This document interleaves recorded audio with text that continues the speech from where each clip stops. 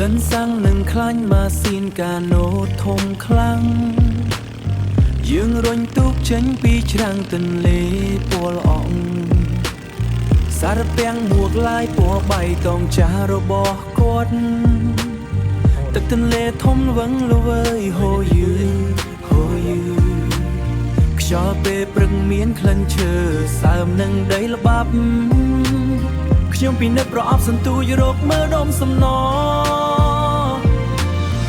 នៅបឹងទន្លេសាបអ្វីៗហាក់មានន័យ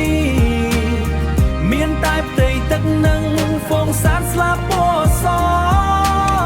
អង្គុយហូបបាយកញ្ចប់លើក្តារបាទូ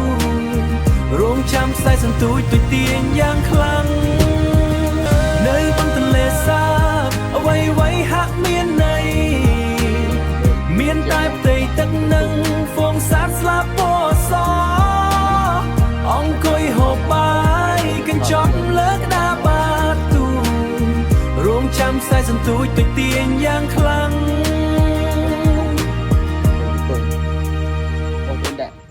ដងសន្ទូចខ្ញុំកោងដូចមេឈើទុនត្រីរស់ប្រឹងឬបំរះក្បែរបាតភួរវាលូតខ្លាំងពណ៌ប្រផេះនិងបៃតងចាស់ក្នុងស្បៃចាប់វាបានមានអារម្មណ៍ដូចឈ្នះសង្គ្រាមតូចមួយតែជាសង្គ្រាមស្កប់ស្ងាត់គ្មានការដង្ហែពោះមួយសត្វទៅសឹកយំស្ងាត់គ្មានការដង្ហែខ្ពស់ពួនយើងចែកគ្នាហូបក្បាលទាំងពងហឹមមួយចានឲ្យគ្នាទៅវិញទៅមកនៅបឹងទន្លេសាបនៅបឹងទន្លេសាបអ្វីៗហាក់មានន័យ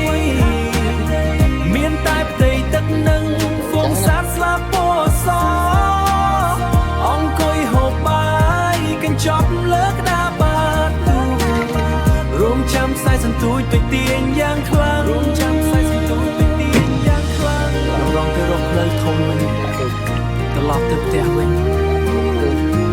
សំឡេងម៉ាស៊ីនកាណូរលឺពីបញ្ចប់ដោយសំឡេងហ្គីតាមួយណោ អូខេត្រីទី4ណាបងប្អូនណា